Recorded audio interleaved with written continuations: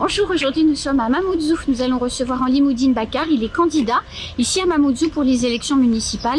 Tout de suite, c'est son heure politique.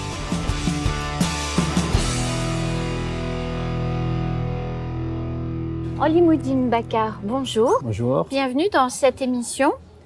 Merci. Vous êtes candidat à Mamoudzou, mais vous êtes aussi l'adjoint du maire chargé des finances. Alors, comment vous expliquez que vous êtes candidat alors que vous faites partie de l'équipe du maire sortant?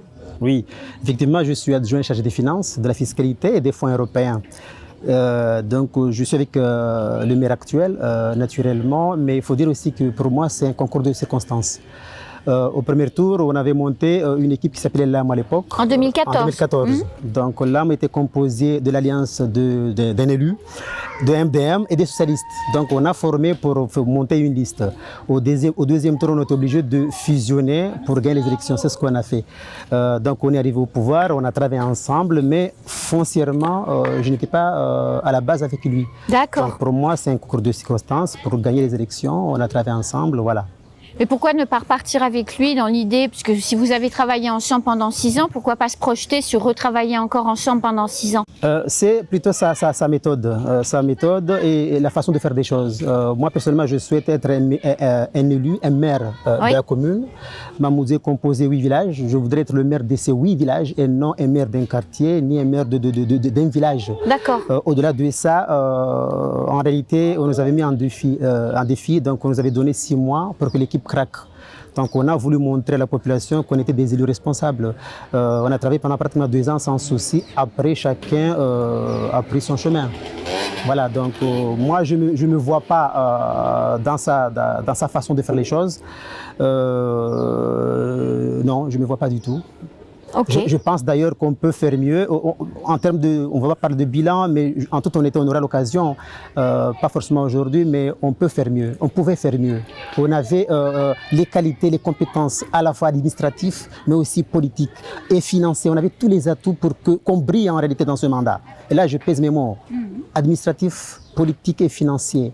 À mon avis, c'est un des mandats où franchement on devait exceller et ça n'a pas été le cas parce que justement, celui qui est à la tête de l'équipe n'est pas aussi il faut dire les choses à la hauteur des enjeux. Il a eu la chance d'être là au bon moment. Voilà.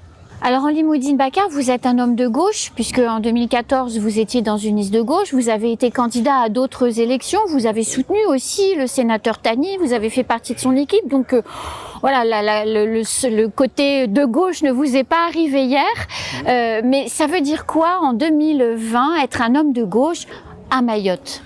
En tout cas, en ce qui me concerne, moi je mets en avant tout ce qui est social, tout ce qui est solidarité, mais aussi les petits, parce qu'on a tendance à oublier les petits, donc à la fois les grandes personnes qui ont les moyens de vivre, mais aussi les petits. Et d'ailleurs, une des choses qui m'ont poussé à faire de la politique, c'est vraiment l'aide, l'accompagnement des uns et des autres. Et pour moi, la politique, c'est aussi un moyen d'accompagner davantage. Quand on parle de politique, on parle aussi des décideurs. Donc je sais qu'avec ces outils, ces moyens politique, je peux faire mieux. Donc moi, je n'oublie pas les petits, les grands, les riches, les pauvres, le social, la solidarité. Donc tout ça, c'est pour moi, en tout cas, je l'intègre dans le volet gauche. Alors dans Mayotte. Cette notion de solidarité, est-ce que c'est pas, quand on est candidat dans une ville comme Mamoudzou, qui compte beaucoup de populations pauvres, en difficulté, avec des quartiers non urbanisés vraiment très conséquents, est-ce que se dire de gauche, ça fait pas peur à toute une partie de l'électorat qui serait plutôt de centre droit et qui aurait envie d'une politique qui profite à l'ensemble des habitants de la commune? Après, quand on est maire, il faut avoir une vision globale du territoire, globale de sa population. Oui. Il n'y a pas que les petits, il n'y a pas que les pauvres. Il faut franchement s'occuper plutôt de tout le monde. Les grands, les petits, les riches et les pauvres. Donc, un maire, on parle souvent d'un élu de proximité. Donc, et la proximité, c'est tout le monde. Les pauvres, les riches et ceux qui sont... Donc moi, en tout cas, ça fait partie de mes priorités, être vraiment un élu, un maire de proximité et côtoyer tout le monde. Quand on fait la campagne, on dit quand on dit côtoyer tout le monde, c'est vraiment tout le monde, sans exception. Voilà. Alors vous êtes un homme expérimenté en termes de fonctionnement d'une collectivité, puisque vous êtes aujourd'hui DGS d'une commune du nord de l'île, dont on ne donnera pas le nom ici, mais je pense que tout le monde le sait. Donc ça vous donne aussi beaucoup de savoir-faire et beaucoup de compétences, parce que vous êtes dans cette commune depuis plusieurs années. Si vous êtes élu maire le 22 mars, vous comptez continuer à être DGS ? Alors j'ai fait le choix, non je pense pas, parce que Mamoudzou c'est une machine. On ne peut pas gouverner, entre guillemets, Mamoudzou et être DG, c'est impossible. Donc j'ai fait le choix, si jamais la population me donne sa confiance, c'est vraiment occuper pleinement ce poste du maire. Seulement, je tiens à rappeler que au nord, pour ne pas citer de nom, je suis en détachement. Foncièrement, je suis un agent de département.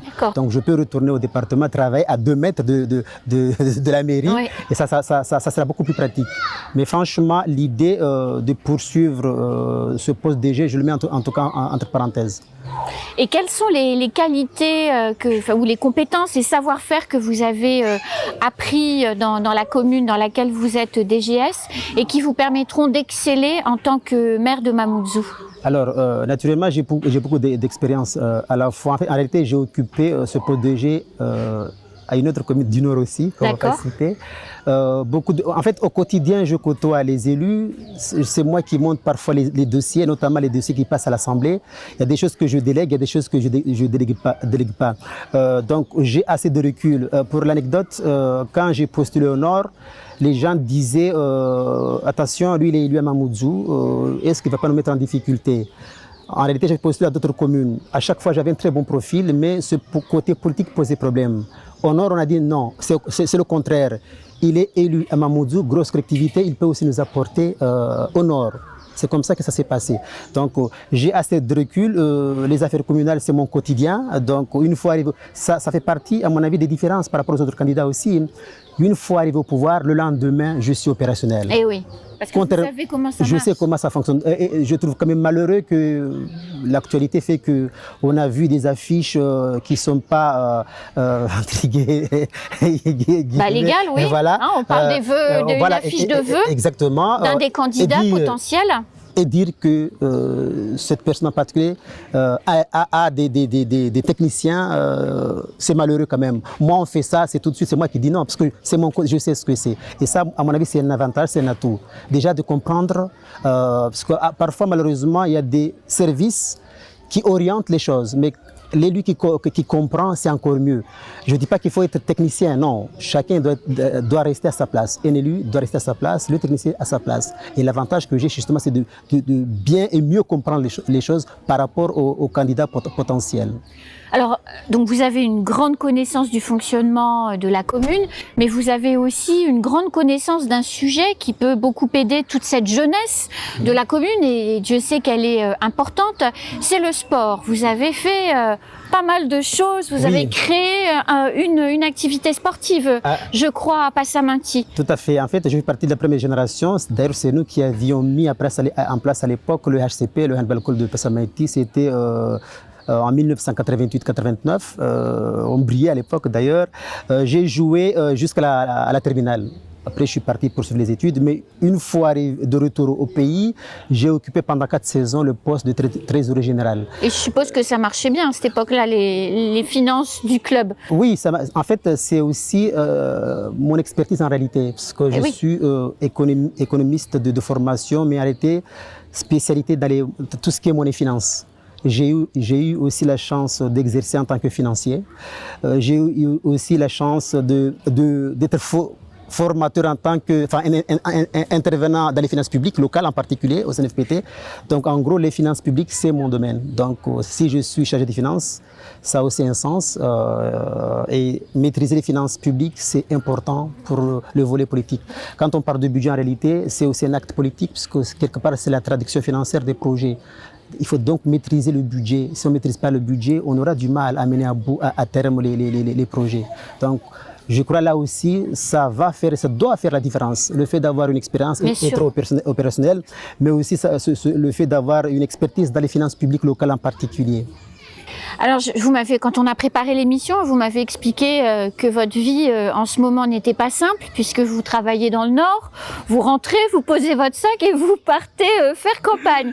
Et évidemment, hein, c'est une campagne électorale, on se donne à fond pour gagner, mais je crois que l'un de vos enfants est bien impliqué derrière son papa pour battre le pavé et mener campagne à vos côtés. Tout à fait. J'ai un gamin, enfin, il a 17 ans, il est en terminale, mais celui qui est au collège, il est en 6e, il a 11 ans, il s'intéresse beaucoup à la politique.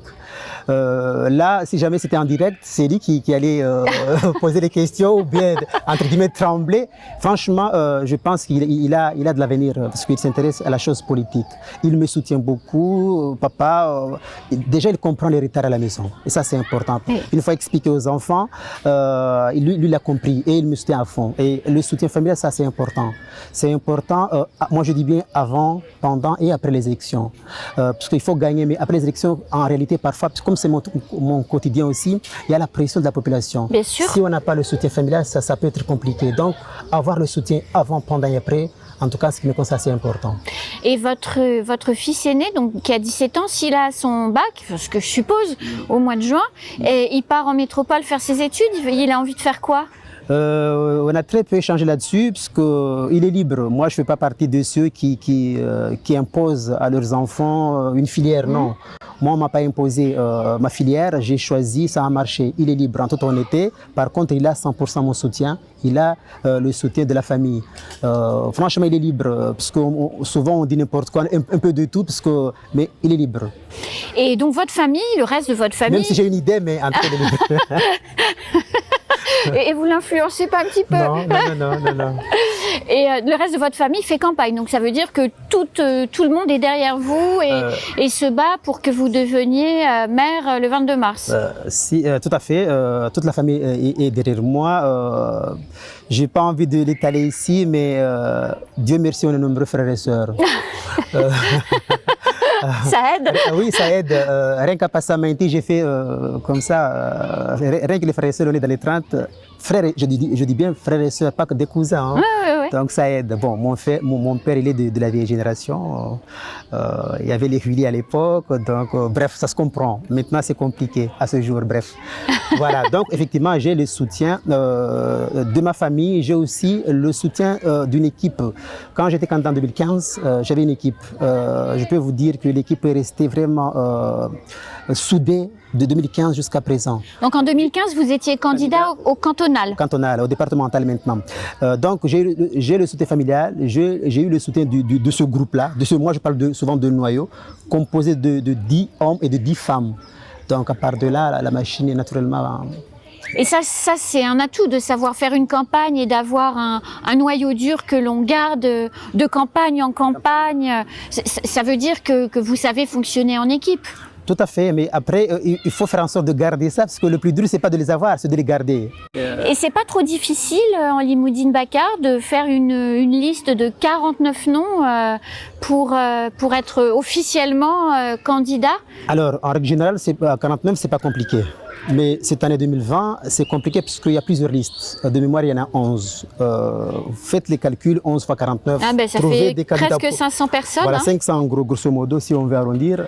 Trouver 500 candidats potentiels, il faut les trouver. Avec des compétences, puisque vous aviez dit que vous ne mettiez pas n'importe qui sur la liste. Moi, j'ai fait le choix justement, dans ma liste, j'ai des hommes et des femmes qui ont des compétences dans des domaines variés. J'ai des directeurs des écoles, j'ai des comptables, j'ai même un juriste dedans, j'ai 2 ou 3 chefs d'entreprise. En fait, on est assez mélangé. Il y a des gens très connus, parfois célèbres, il y a des gens moins connus. En tout cas, c'est une équipe qui est crédible. Vis-à-vis en tout cas... Et qui est plutôt une équipe de gauche ou une équipe de centre-gauche? Ils pensent quoi les gens qui vont être vos colistiers? On est de gauche. Ouais. Globalement, majoritairement, on est de gauche. En fait, notre liste porte le nom de UDM, Union pour le développement de Mamoudzou. Donc, majoritairement, on est de gauche. Donc, sur ce côté-là, ça ne pose aucun souci. Tout le monde s'identifie dans notre démarche, dans nos projets, dans nos idées, dans notre philosophie de faire les choses, mais surtout dans notre vision du développement de Mamoudzou. Alors, est-ce qu'Henri Moudine Baccar sera le prochain maire de Mamoudzou? Réponse, le 22 mars. Et comment on fait campagne alors au quotidien ici à Mayotte? Il faut faire du porte-à-porte. Entre nous, les meetings, c'est bien de faire.